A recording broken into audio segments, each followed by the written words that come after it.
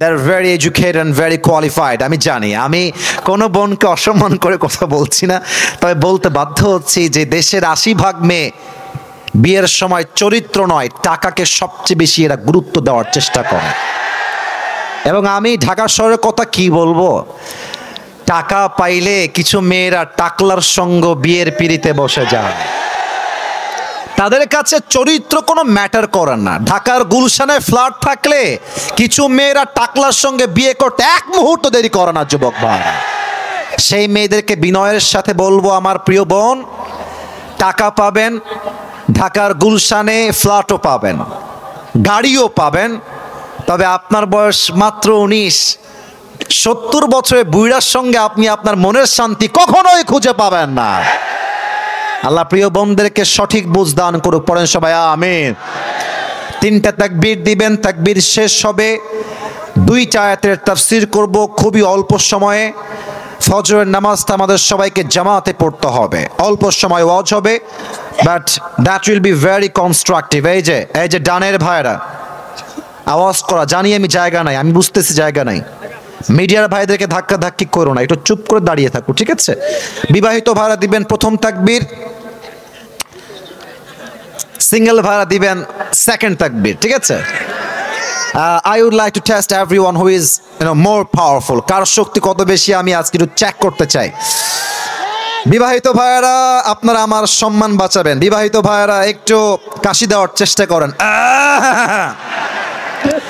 হাসবেন না, তাকবীর দিবেন গলা ফাটায় দিয়ে একেবারে। বিবাহিত ভাইরা তাকবীর দেন, নারে তাকবীর। সর্বনাশ, মুরব্বীরা লাভ দিয়ে উঠছে। আচ্ছা, এবার ইট ওয়াজ অ্যামেজিংলি অ্যাপ্রিশিয়েটেড। ভালো ছিল, খারাপ না, খুব ভালো সুন্দর সাউন্ড ছিল। এবার সিঙ্গেলদের পালা। তোমরা কি হেরে যাবা? তোমরা কি পরাজিত হয়ে যাবা? সিঙ্গেলরা কাশি দাও। স্যার যারা আপনারা আছেন, স্যার আপনারা আমার উপর রাগ ঢাক না রেখে নাম্বারটা আপনারা দিবেন। আমি জানতে চাই আসলে কে জিততেছে। Single people, it's time for you. Single ভাইরা তাকবীর দেন আমার সাথে, নারে তাকবীর। বিবাহিত ভাইরা মাফ করে দিবেন। হলো না, মানে জিততে গিয়েও আবার আপনারা হেরে গেলেন। যাই হোক, জো হো গেয়া, past is past, present is everything. এবার আমরা সবাই মিলে একটা তাকবীর দিব। তাকবীরের আওয়াজের ঠেলায় আমি স্টেজ ভেঙে নিচে পড়ে যাব, ঠিক আছে? আপনারা সবাই মিলে একটা কাশি দেন। গাজীপুরের সন্তান যে আমরা, বিড়ালের বাচ্চা নই, সব সিংহের বাচ্চা। এটা তাকবীর দিয়ে প্রমাণ করতে হবে। রাজি আছেন তো ইনশাআল্লাহ? নারে তাকবীর। আল কোরআনের আলো, আল হাদিসের আলো, কোরআন হাদিস যেখানে, আলেম ওলামা যেখানে, গাজীপুরবাসী যেখানে, আল্লাহ রাব্বুল আলামিন সকলের স্লোগানকে তার সন্তুষ্টির ওয়াসিলা হিসেবে কবুল এবং মঞ্জুর করুক। পড়েন সবাই আমিন। আমার প্রিয় গাজীপুরের ভাইরা, আজ আমরা যেই সূরার থেকে তাফসীর পেশ করব, আমি সেই সূরায় যাওয়ার চেষ্টা করছি।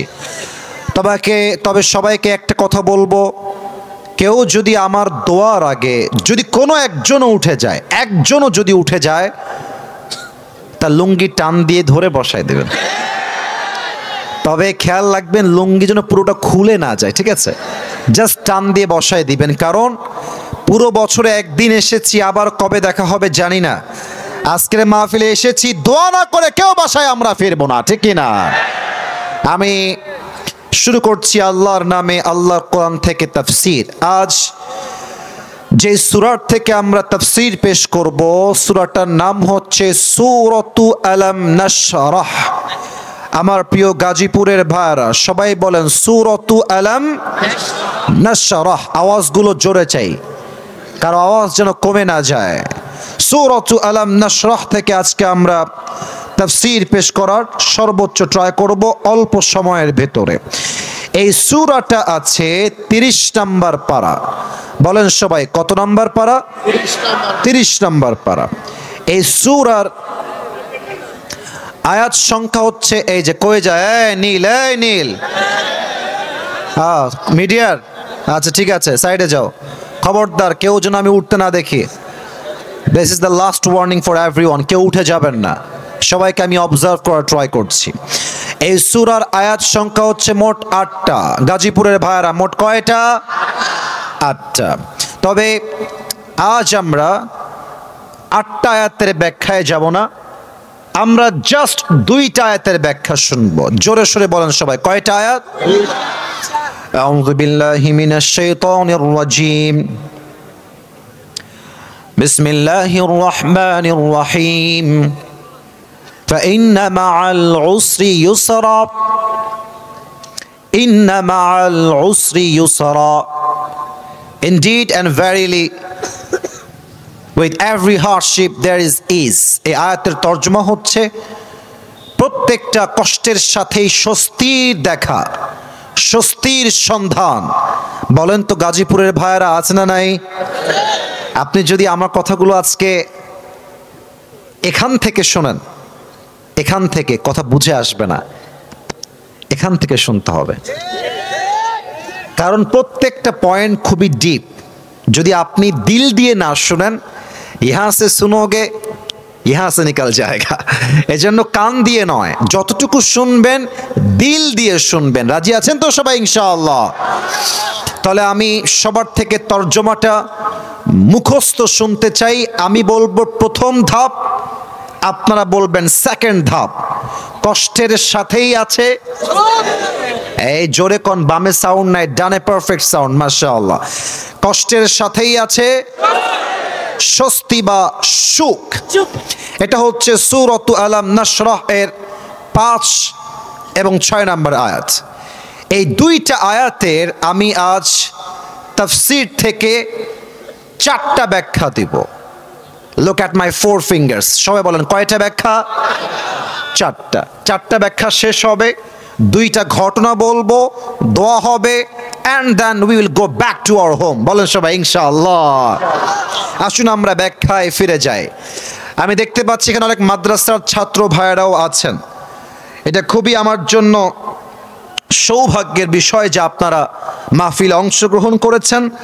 আমি কথা বলতে ভেরি কমফোর্টেবল ফিল করব, বিকজ আপনারা আমার কথা আরো ভালো বুঝবেন। যুবক ভাইয়েরাও অবশ্যই বুঝবেন। খেয়াল করেন, আল্লাহ তাআলা বলছেন ফাইন্না মা'আল উসরি ইউসরা, ইন্না মা'আল উসরি ইউসরা। এখানে তর্জমা হচ্ছে কষ্টের সাথেই আছে স্বস্তি। খুব খেয়াল করেন, এখানে উসর তথা কষ্ট এটা আসছে আগে, ইউসর তথা স্বস্তি এটা আসছে পরে। তাহলে কষ্ট এসেছে আগে, স্বস্তি এসেছে পরে। তবে আপনি যদি এই আয়াতের দিকে অ্যারাবিক যেই গ্রামারের নিয়ম আছে, রুল আছে, সেই দিক থেকে তাকান, তবে এখানে স্বস্তি এসেছে আগে, কষ্ট এসেছে পরে। তাহলে যদি আপনি পড়তে যান তেলাওয়াত হিসেবে, ফাইন্না মা'আল উসরি ইউসরা, এখানে স্বস্তি আসছে পরে, কষ্ট আসছে আগে। বাট আরবি নিয়ম অনুযায়ী এখানে স্বস্তি আসছে আগে, কষ্ট আসছে পরে। এখন বলবেন হুজুর এই গ্রামারটা বলার উদ্দেশ্য আপনার কি ছিল? এটা আমার উদ্দেশ্য না, এটা আল্লাহর উদ্দেশ্য। আল্লাহ গ্রামার অনুযায়ী স্বস্তিকে আগে রেখে এটা বোঝাতে চায় যে বান্দা, তোর জীবনে যত কষ্ট আসুক, তোর ফোকাস, তোর পার্সপেক্টিভ, তোর দৃষ্টিকোণ কষ্টের দিকে হবে না, স্বস্তির দিকে হবে। কষ্টের দিকে নয়, স্বস্তির দিকে। এবার আমাকে উত্তর দিলেই তাফসীরটা আরো ভালো বুঝে আসবে। যেই মাস চলছে, মাসটার নাম হচ্ছে কি মাস? এই যে আস্তে কয় রে বাবা, কি মাস? 2000 কয় সাল? 25 সাল। আমাকে উত্তর দিবেন সবাই, কেউ যেন বাদ না যায়। এই জানুয়ারি মাসে আপনি কয়দিন না খেয়েছিলেন? একদিনও না, তাই না? আচ্ছা, যদি বলি এই জানুয়ারি মাসে আপনি কয়দিন অসুস্থ ছিলেন, বলবেন 2-1 জন হয়তো 1 দিন 2 দিন অসুস্থ ছিলাম।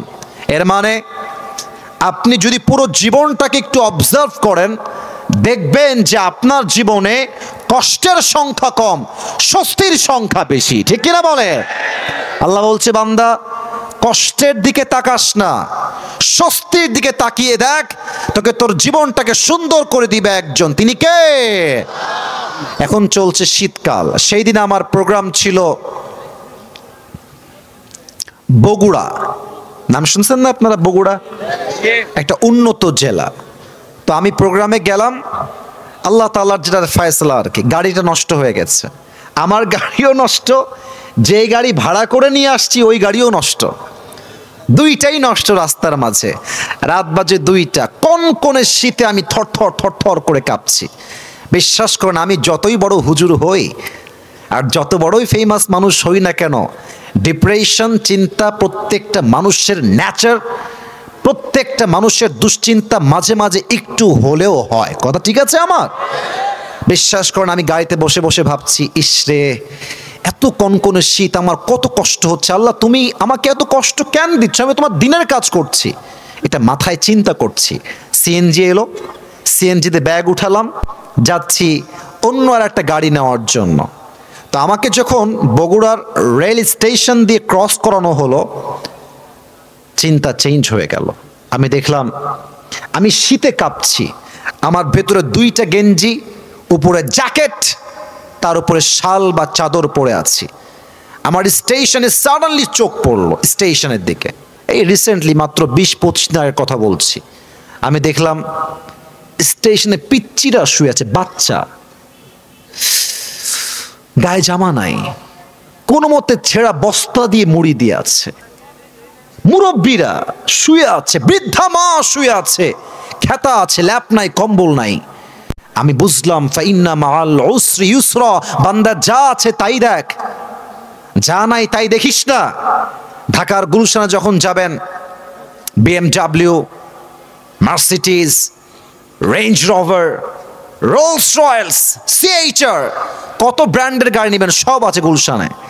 দেখলে মনে হবে, ইস, আমি গাজীপুরের ছেলে, আমার তো একটা সাইকেলও নাই। ভাইরে, অনেক কিছু থাকলেই সুখী হওয়া যায় না, সুখী হওয়ার জন্য আল্লাহ রহমতের প্রয়োজন হয়। আপনাকে একটা অবাক করা তথ্য দিব, কিন্তু মিডিয়া আছে, বলতে লজ্জা পাচ্ছিলাম, ভেবেছি বলবো না, তবে বলবো, আপত্তি নাই বলতে। শুনলে আপনারা হয়তো অনেকে মাইন্ডে নেবেন, বাট আপনাকে বুঝতে হবে যা বলছি আমি বাস্তব বলছি। ঢাকার গুলশানে স্বামীর বউ যে হয় অন্য পুরুষের ভাবি, স্বামী তার বউকে অন্য পুরুষের সঙ্গে শোয়ার জন্য দিয়ে দেয়। আপনি দেখেন নিউজে, আপনি ইন্টারভিউ দেখেন, আপনি বলবেন, হুজুর আপনি এই পয়েন্ট এটা কেন উল্লেখ করলেন? আমি বলবো, ভাইজান, ঢাকার গুলশানের লোকের কাছে রোলস রয়েলস আছে, দামি ফ্ল্যাট আছে, বাট তাদের কাছে চরিত্রের 2 পয়সা কোনো মূল্য নাই। আপনার কাছে হয়তো বা গাজীপুরে বড় একটা বাড়ি নাই, হয়তো টিনের ছাপড়া আছে, বাট আপনাকে মাথায় রাখতে হবে, ওর টাকা থাকতে পারে, ওর মনের সুখ নাই। আল্লাহ আমাকে টাকা কম দিয়েছে, মনের সুখ বেশি দিয়েছে। ঠিক কিনা বলে? আল্লাহ বলছে, বান্দা কষ্টের দিকে নয়, আমি আল্লাহ তোমাকে যেই স্বস্তি দান করেছি সেই স্বস্তির দিকে তাকাও। 1 নাম্বার ব্যাখ্যা, আমাদের ফোকাস হবে স্বস্তির দিকে, কষ্টের দিকে নয়। 1 নাম্বার ব্যাখ্যা। 2 নাম্বার, খেয়াল করেন, ফাইন্না মাআল উসরি ইউসরা। এখানে আল উসর, কষ্ট। এই যে আমার মাদ্রাসার ছাত্র ভাইয়েরা আমার দিকে তাকান, এখানে আলিফ লাম আসছে, আল উসর, অর্থাৎ এটা মারেফা, নির্দিষ্ট। কষ্ট জীবনে কার কোনটা আছে এটা সবাই আমরা জানি। মনে করেন আপনার বউ খারাপ, এটা আপনি জানেন। আপনার চাকরি লাগবে, এটাই কষ্ট, এটা আপনি জানেন। বাট স্বস্তি কোথায় আসবে এটা আমরা কেউ জানি না, এটার খবর রাখে একজন, তিনি কে? এবার আপনাকে আমি দুনিয়ার এক্সাম্পল দিয়ে তাফসীরটা বোঝাবার ট্রাই করি। ঢাকার বসুন্ধরার নাম শুনছেন তো নাকি? আপনারা শুনবেন না কেন, আপনারা তো ওখানে যাওয়া মানুষ, সবাই তো সচক্ষে দেখেছেন। আমি যে কথাটা বলবো সেটা হচ্ছে এইরকম, মাঝে মাঝে রাস্তায় হাঁটলে দেখবা অনেক মেয়েরা এমন বাজে পোশাক পরে বের হয়, দেখলে মনে হয় ঢাকা শহরের মেয়েদেরকে যে কিয়ামত বেশি দিন আর বাকি নাই। যুবক ভাইরা, এত বাজে পোশাক পরে মনে হয় রাস্তায় কোনো উলঙ্গ মেয়ে হেঁটে বেড়াচ্ছে গাজীপুরের ভাড়া। তো এত নষ্টা মেয়ের ভিড়ে দেখছো মাশাআল্লাহ হঠাৎ করে যে এক বোরকাওয়ালি, হাতেও মোজা পায়েও মোজা, यार ये तो अभी के अभी जन्नत से भाग के दुनिया में आई है। সোনামণি, উপরে ফিটফাট, মাঝে মাঝে ভিতরে সদরঘাট হয়। এখন তুমি ভাবছো যে আল্লাহ জীবনে একটাই কষ্ট, বউ নাই, এটা আমি জানি, কিন্তু আমি ভাবছি যে আমার স্বস্তি হচ্ছে এই বেডি আমার বউ হইলে আমার আর কোনো কষ্ট থাকবে না, এটা আমি চিন্তা করছি। বাট মাথায় রাখবেন, অনেক মেয়েকে দেখে মনে হবে রাজরানী, বিয়ের পরের দিন দেখবেন রাজরানী নয় কাল নাগিনী বিয়ে করে আপনি বাসায় নিয়ে আসছেন। অতএব আল্লাহ বলছে, বান্দা কষ্ট কোন বিষয়ে তোর আছে তুই জানিস, বাট স্বস্তি কোন বিষয়ে আসবে এটা তুই জানিস না, এটা জানে একজন। আওয়াজ দিয়ে বলেন সবাই, তিনি কে? আর একটা এক্সাম্পল খুব খেয়াল করবেন, যুবকদের শখের বাইকের নাম হচ্ছে R15 ভার্সন 4 ইন্দোনেশিয়ান ভার্সন। হ্যাঁ, আচ্ছা দেখেন, গাজীপুরের ছেলে দেখেছি খুব ভাবসাব, সানগ্লাস পরে একটা R15 বাইক নিয়ে, বাপ রে বাপ, ওর বাপের রোড এইটা, হ্যাভি টান দেয়। তো এটা বড় কষ্টের বিষয় যে আজকালকার মেয়েদের কাছে এই টাউট বাটপাট টিকটকার আর গাঞ্জাখোর পছন্দ হয়, দিনদার পছন্দ হয় না যুবক ভাইরা। এখন যুবক, এই যে যুবকগুলো আমার সোনামণিরা দাঁড়িয়ে আছে এখানে, ওরা ভাবছে ইস রে, এই মালটা পাইলে আমার জীবন সফল হয়ে যাবে, খালি R15 লাগবে, এইটা পাইলে আমি সফল। আমি আমার কথা বলছি, আমার যে ড্রাইভার ছিলেন তার ভাতিজা এই গত মাসে, এই ডিসেম্বর মাসে বাপকে বলেছে, আব্বা তুমি যদি আমাকে R15 কিনে না দাও আমি আত্মহত্যা করে মরে যাব। আস্তাগফিরুল্লাহ, নাউজুবিল্লাহ। তো বাবা তো বাবাই হয়, বাবার মতো আপন আসলে পৃথিবীতে কেউ হয় না। আব্বা বলেছে, ঠিক আছে তোর মরতে হবে না, তোকে আমি আমার সব কিছু দিয়ে দিব R15, সমস্যা নাই। রিসেন্ট 1 মাসও হয় নাই, R15 কিনে দিয়েছে। ভোরবেলা সকালবেলা রাস্তা ফাঁকা ছিল, আবেগ কাজ করেছে, বিবেক কাজ করে নাই।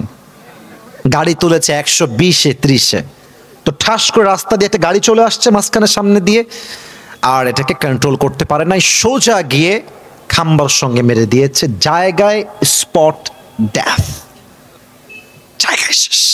আল্লাহ বলছে, বান্দা তুই ভাবছিস R15 পেলেই সুখ, তুই ভাবছিস ঢাকার গুলশানে ফ্ল্যাট কিনতে পারলেই সুখ, তুই ভাবছিস ব্র্যান্ডের কাপড় পরলেই সুখ, তুই ভাবছিস অমুক কোম্পানিতে চাকরি পেলেই সুখ। না না, তোর সুখের খবর তুই জানিস না, তোর স্বস্তি আসবে কোথায় এটা একমাত্র খবর রাখে একজন, তিনি কে? কথা কি বোঝা যায়?